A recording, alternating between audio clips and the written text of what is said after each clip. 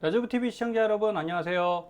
자, 최근에 어쨌든 미국 고점에서 지금 횡보 형태로 가고 있죠. 그런데 전 되게 강조드리는 게 하나 있어요. 저는 원래 여러분께 레버리지나 뭐 TQ, SOXL 이런 것들 매매하는 거 알려드리는 일을 하는 게 아니고요. 예전에 한 5, 6년 됐습니다. 그 뭐 방송국에서 이제 머니 토크쇼 나도 부자 이런 프로그램을 만들던 사람이에요.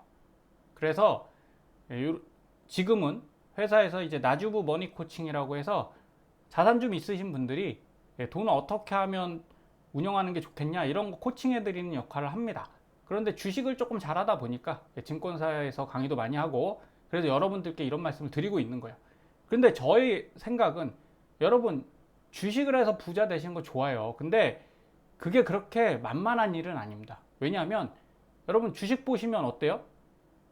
한 달에 한 번 보면 되나요? 자꾸 보면 되게 피곤해요. 그래서 큰 돈 못 모읍니다.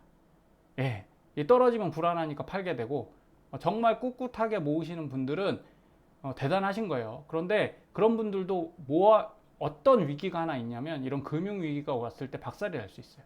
그래서 제 목적은 여러분 이 귀여운 돼지 저금통에 여러분 돈을 꾸준히 담으시라는 거예요. 그래서 잘 모아서 잘 불려서 이 큰 빅피그라는 큰 돼지를 만들면 되는 거잖아요. 예, 그래서 여러분 인생에 금융의 편안한 상태를 만드시면 됩니다. 뭐 대단한 게 아니에요. 자, 주가 오른다고 여러분 포만 느끼지 마세요. 지금 높잖아요. 그러면 저는 주식 매수 요새 안 하고 있어요. 저희 멤버십 회원분들께도 말씀드리고 있습니다. 홀딩 하시고 추매는 조금 천천히 하셔라.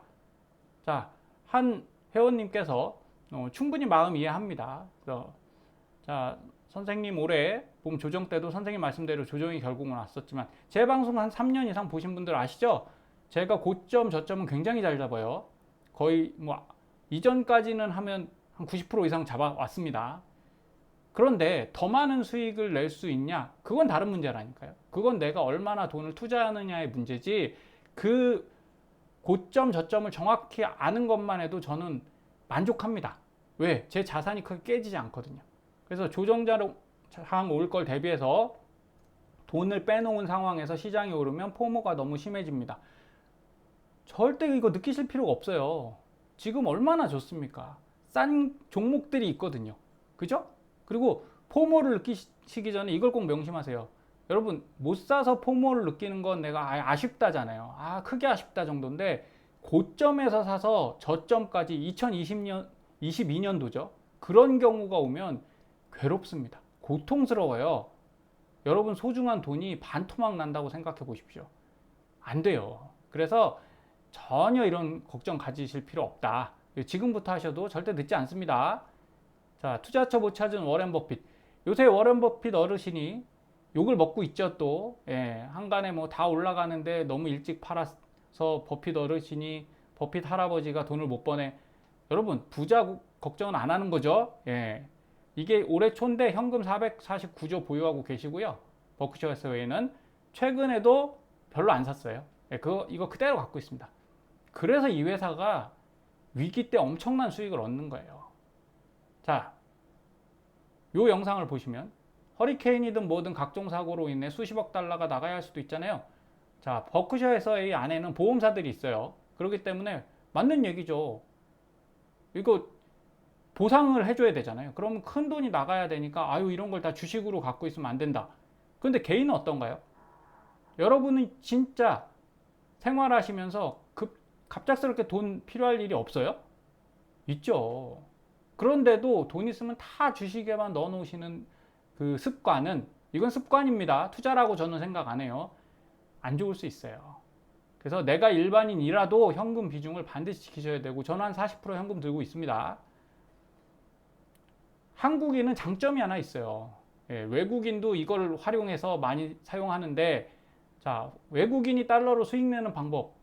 여러분, 주식으로만 수익 내는 거 아니에요. 우리나라는 어쨌든 달러와 원이 환차가 발생하기 때문에 이렇게 보시면 됩니다. 여기 집이 하나 있죠? 자, 귀여운 집이에요.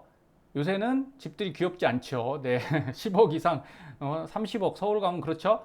1억짜리 집은 지방에 가서 진짜 작은 오래된 아파트 뭐 이런 거 하나 찾아야 되는데 어쨌든 그냥 1억이라고 볼게요. 그러면 이 집을 싸게 살려면 어떻게 해야 돼요? 이 집이 값이 떨어져야 되죠. 그럼 떨어지면 좋은 상황인가요? 아니죠. 우리나라 같이 부동산이 대부분 자산이 묶여 있는 나라에서는 이것 떨어지면 공황 와요. 위기 옵니다. 그래서 이럴 일은 흔치 않아요. 1억에서 5천 되는 경우는 진짜 흔치 않습니다. 그런데 뭐는 가능해요? 환율은 가능하다고요. 자, 1달러가 1,000원이라고 그냥 예시를 할 때 1억이면 10만 달러가 있어야 되죠. 근데 달러 환율이 2천이 가면 어떻게 돼요? 1억이 5만 달러면 됩니다. 그쵸? 예, 환율이 오르면 적은 달러만 있어도 원화 가치를 만들 수 있어요. 여러분, 코로나 때만 해도 어땠어요? 환율? 1,100원대, 1,200원대였어요. 지금은 어떻습니까? 1,300원, 1,400원.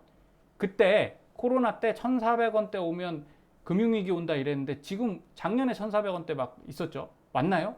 안 오잖아요. 이건 뭘 얘기하냐? 장기 추세적으로 예, 달러 우리나라 원화 대비 달러는 강세가 될 거고 원화는 약세가 될 거라는 거예요. 이건 바뀌지 않을 겁니다. 아마 한동안은 그대로 갈 거예요. 무슨 소리냐? 1,100원대로 내려갈 수 있지 않냐? 쉽지 않을 거예요. 그냥 가장 간단한 이유를 말씀드리면 삼성전자, 현대차 다 미국에 공장 세우고 있잖아요. 그러면 거기서 돈 받아서 월급 어디로 줍니까? 한국으로 주나요? 별로 안 오겠죠. 예, 미국에서 미국 고용한 사람들한테 월급 주는 거예요. 그러면 지금처럼 우리나라에 달러가 많이 안 들어와요. 그럼 당연히 달러 부족이 오겠죠. 그리고 여러분들 서학개미 분들 다 미국 투자하고 있잖아요. 그럼 계속 달러만 필요하고 원화는 줄어드는 상황이 옵니다. 그래서 집 가격이 그대로라도 환율 때문에 수익을 당연히 낼 수 있어요. 이럴 때 환율이 움직였을 때 이 집을 사면 되잖아요. 뭘로? 원화로? 아니죠. 달러로 사야죠. 그러려면 내가 뭘 갖고 있어야 돼요? 달러를 갖고 계셔야 된다고. 그래서 뭐 달러가 떨어질 것 같은데 사야 되나요? 그런 고민하지 마세요. 그냥 반반 갖고 계시면 됩니다. 원화 자산 절반, 달러 자산 절반. 그럼 지금 사야 되나요? 사셔야죠. 한꺼번에 살 거 아니면 나눠 사면 됩니다. 그래서 지금 달러가 놀고 있는데 이런 고민 절대 하실 필요 없어요. 달러 RP에 넣어놔도 3.7% 정도 주죠. 최근에 3.7에서 뭐 여러 가지 있죠. 아니면 단기 채권 뭐 1에서 7년 사이에 중기 채권에 넣어 놓으셔도 4%에서 7, 뭐 7까지는 안 주죠. 4에서 5% 매달 배당 받으시니까 얼마나 좋아요. 달러를 보유하시는 게 지금은 굉장히 좋은 전략입니다. 근데 이거를 꼭 TQ나 SOXL이나 이런 걸로 갖고 계시면 어떤 문제가 있냐? 잘 가다가 얘들이 뻐그러지면 자산 가치가 꺾여요. 그러니까 레버리지는 따로, 달러는 따로, 원화는 따로 이렇게 갖고 계셔야 된다고 말씀드리는 거예요. 자, 위기일 때마다 달러 강세, 원화 약세는 늘상 이랬어요. 늘상. 그래서 그냥 최근 보면 여기 보세요. 원달러 1,300원 갈 수도 벌써 왔죠? 요게 한 3년 전 기사인가 이렇거든요. 2022년도 기사. 왔어요. 최근 거 1,400원 초읽기. 1,400원 갔었죠? 그럼 무슨 얘기냐? 여러분, 우리가 1,300원대를 생각하지만 IMF 때를 볼게요. 97년도 1995까지 갔어요. 그럼 여러분이 생각하는 기회는 언제입니까? 이때입니다. 이때.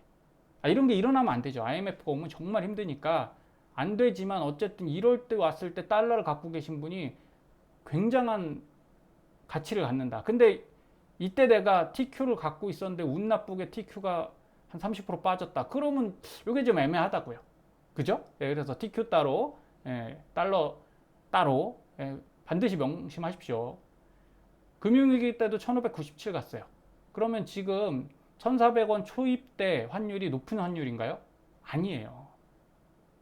앞으로 환율은 아마 계속 좀 위쪽, 상방으로 갈 거라고 생각하시고 그냥 그렇게 모으세요. 괜히 다른 거 고민하시면 복잡만 합니다. 여러분, 지금은 위기일까요? 기회일까요? 저는 위기라고 봐요. 자, 이유는 경기가 나쁘고 주가가 폭락할 거고 이런 게 아니라 투자자의 기회는 언제예요? 쌀 때죠. 저가입니다. 저가. 요런 때. 그런데 요게 이제 레인보우 라인, 제가 좀 이쁘게 빨주노초 파까지 그려봤어요. 나스닥 월봉이고요. 요거는 높이 다시 말해서 주가의 레벨을 보려고 만든 거예요. 여러분 보세요. 올라갔을 때 요게 닷컴 버블 당시거든요. 1999년도에서 2000년도. 어디까지 갔어요? 여기 주황색 같고 노란색 같죠? 예. 5층으로 계산하면 3층 간 거예요. 3층. 3층 갔다 이렇게 내려왔습니다. 자, 그럼 그 이후에 볼게요. 다 고점이, 자, 여기 올라갔다가 이제 내려왔죠. 고점은 아니니까 여기를 볼게요. 여기 보면 주황색까지 갔어요. 그죠? 2층 갔습니다. 쭉 또 내려왔고, 대부분 1층이나 2층 갔다가 조정받는 걸 볼 수 있어요. 그죠? 초기에, 상승 초기에는 빨간색 1층 갔다가 조정받았다가 다시 올라가죠. 여기도 빨간색 다시 조정, 그리고 여기 주황색 밀고 올라갔죠? 예, 요게 이제 고점 되는 거죠. 고점에서 이렇게 밀고 가다가 여기서 꺾이면 2층 갔다가 내려오는 게 되죠. 여러분 생각보다 3층을 못 가요. 물론 제가 이렇게 만들기도 했습니다. 너무 막 다 넘으면 안 되니까. 자, 지금을 볼게요. 어떻게 됐나. 지금 1층 왔어요. 그죠? 그러면 앞에 추세를 봐야겠죠? 앞에 추세를 볼 때 물론 앞쪽에서도 다 1층에서 거의 부딪혔고요. 요때가 언제냐면 바로 코로나 때입니다. 여기 확대해서 보시면 3층 갔다 4층 올라가려고 해서 내려간 거예요. 그러니까 우리가 그때는 못 느꼈는데 요 상승이, 막판 상승이 굉장히 폭발적이었다는 거죠. 지금 가격하고 놓고 보면 진짜 별거 아닌데, 그죠? 그땐 많이 오른 거다. 그러니까 이렇게 조정받고 하단에 어디예요? 여기 하늘색 라인, 여기서 다 지금 반등하고 있죠? 기회가 어디예요, 여러분? 여기에요, 여기. 지금이 아닙니다. 절대 지금이 기회가 아닌데, 지금 계속 관심 갖고 자꾸 사고 싶으시면 MTS를 지우셔야 돼요. 예, 내일 다시 깔고 사면 안 돼요. 예, 지우셔야 되고. 자, 추세 보자는 게 이거예요. 여기도 노란색 같죠? 코로나 끝나고 이게 급한 상승이라는 거예요. 이게 데드캣 바운스처럼 많이 내려왔으니까 쭉쭉쭉쭉 세게 밀어 올린 거고, 요게 3층 간 거예요. 내려왔다가 다음에 2층 갑니다. 1층 갔다가 슬슬 꺾였죠? 3, 2, 1로 이렇게 추세는 뒤로 갈수록 가격은 높지만 각도는 줄어들게 돼 있어요. 지금은 어떻습니까? 2층 갔죠? 그러다가 1층 갔어요. 2024년도 말에 우리가 엔비디아 그렇게 날아갈 때가 바로 여기에요. 여기 갔다가 내려왔고, 데드캣 바운스 형태로 지금 1층을 뚫어 올렸는데 사실 요 흐름이 별로 좋지 않아요. 저는 좋아하는 흐름이 아닙니다. 차라리 이렇게 2022년처럼 쭉 조정받고 이렇게 올라오는 게 좋지. 국내장에서도 이렇잖아요. 이러고 가면 어떻게 해요? 또 이렇게 빠져요. 근데 미국이 그럴 거다 단정 지을 수는 없으니까 하여간 여하튼 결론을 내드리면 여러분 1층이에요. 그러면 2층 가겠죠. 요게 이제 22,300점 되거든요. 차라리 갔으면 좋겠어요. 왜냐하면 이렇게 갔다가 내려가면 다시 1층 도전하거든요. 근데 여기서 내려오면 별로 좋지 않아요. 이렇게 갔다 긴 윗꼬리 달고서 쫙 떨어진다 그러면 별로 좋지 않고, 다시 한번 강조드리는데 여긴 절대 기회가 아닙니다. 가봐야 얼마 못 갑니다. 그 수익을 누리고, 문제는 수익을 누리는데 매도를 못하면 손실 구간이 발생한다는 거예요. 그때 팔면 되지. 계속 오르면 쉽지 않죠. 그래서 저처럼 그냥 마음 좀 비우시고, 수익 여기서 샀으니까, 여기서 수익 냈으니까 많이 먹은 거잖아요. 그렇게 해서 만족하시길 바라겠어요. 그래서 지금은 상대적으로 강한 상승 아니라고 말씀드리는 거고, 여러분 뭐 금을 사야 되냐, 뭐 채권을 사야 되냐 얘기를 많이 듣잖아요. 근데 저는 이렇게 말씀드려요. 금보다 더 좋은 건 사실은 현금이에요. 금도 떨어질 수 있죠. 지금 많이 올랐잖아요. 저도 금은 그냥 일반 뭐 KRS 금현물이나 IAU나 뭐 이런 ETF를 하고 있지 않고요. IGLD 배당 나오는 그냥 커버드 콜로 하고 있거든요. 근데 그게 뭐 장점이자 단점이 있는데, 저는 그냥 계속 현금 흐름을 달러로 만들기 위해서 보유를 하고 있는 거예요. 금에 엄청난 기대를 하고 있는 게 아니라 포트폴리오상 한쪽을 채워 놓은 거죠.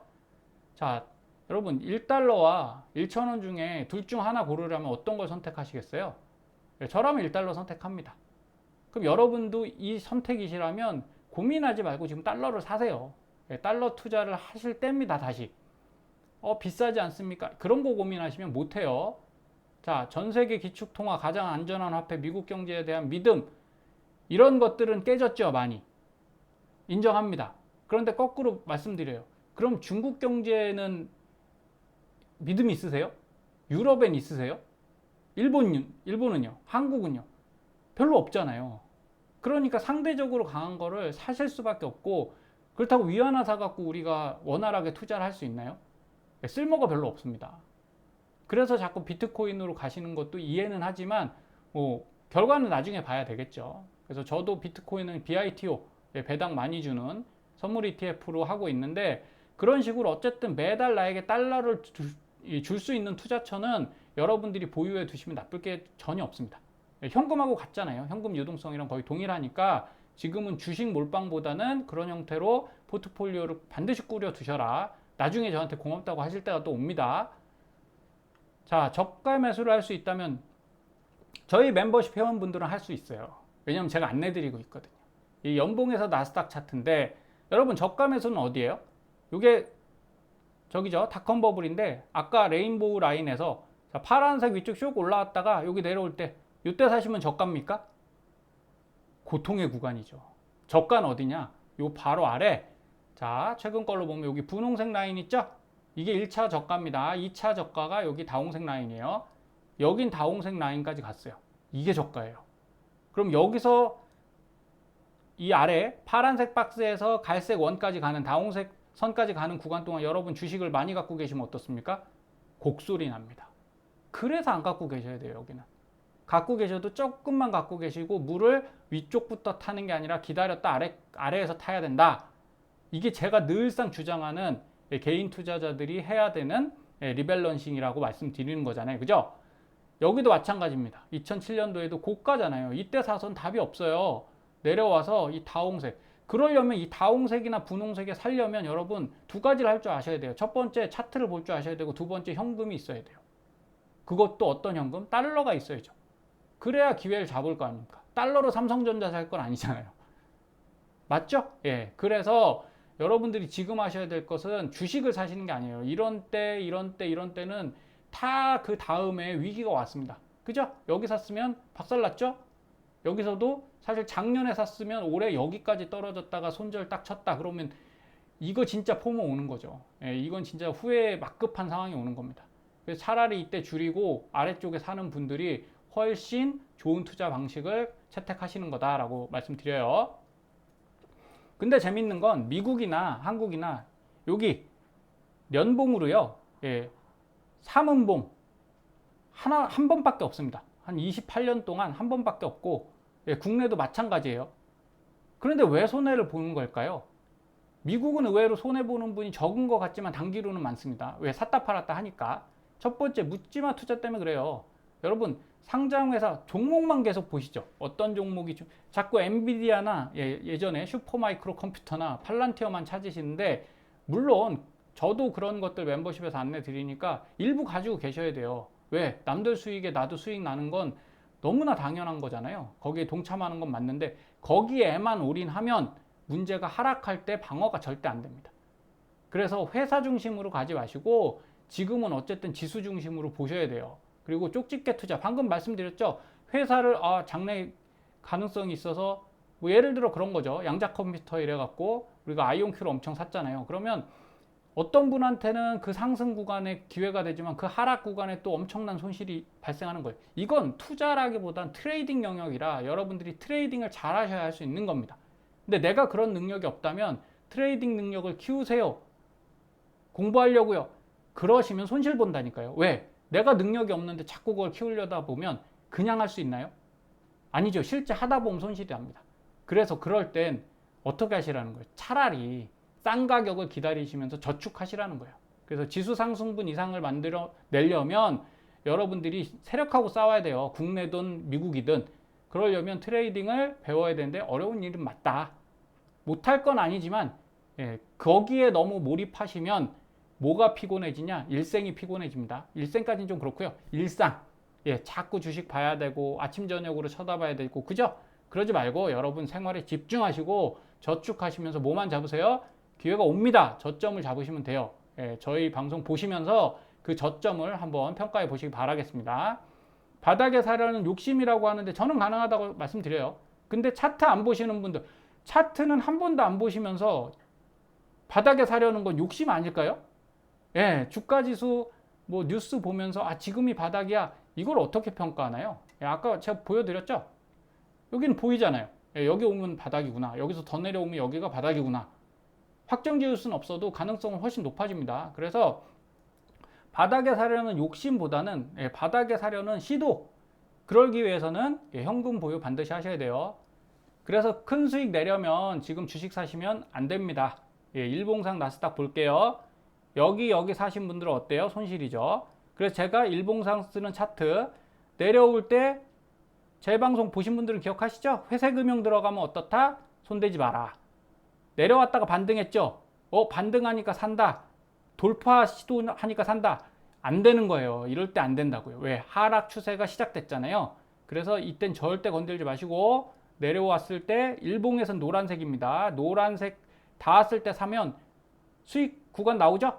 근데 더 떨어질 수 있어요. 그러니까 이런 때 50% 익절하고 다시 익절하는 것도 제가 다 알려드려요. 보라색 라인 깨면 그때 익절하면 됩니다라고 다 알려드리니까 뭐 어렵지도 않습니다. 자, 이렇게 내려와서 다시 노란색, 이때부터 밑에 다홍색, 연한 다홍색 있죠? 요 근처 오면 이제 반등이 거의 다 온 거예요. 그때부터는 수익이잖아요. 그리고 이런 돌파, 같은 회색이라도 위에서 꺾어 내려오는 그 하락에선 사시면 안 되고요. 이렇게 아래에서 위로 꺾어 오르는 돌파에서 사는 거예요. 그러면 그 다음부터는 수익이지 않습니까? 근데 이상하게 자꾸 높을 때만 사시는 분들이 있죠. 그렇게 되면 계속 손실이에요. 나스닥 해도 계속 손해봅니다. 그래서 요런 때 아래쪽에서 사겠다고 맘 먹으시고 돈을 어떻게 하시라고요? 저축하시라고요. 그래서 큰 수익 내려면 지금은 주식 사시면 안 돼요. 저축하셔야 됩니다. 저는 사실 올해 뭐 신경 쓸 것도 많고 좀 강의도 많아서 그냥 주식은 많이 줄였습니다.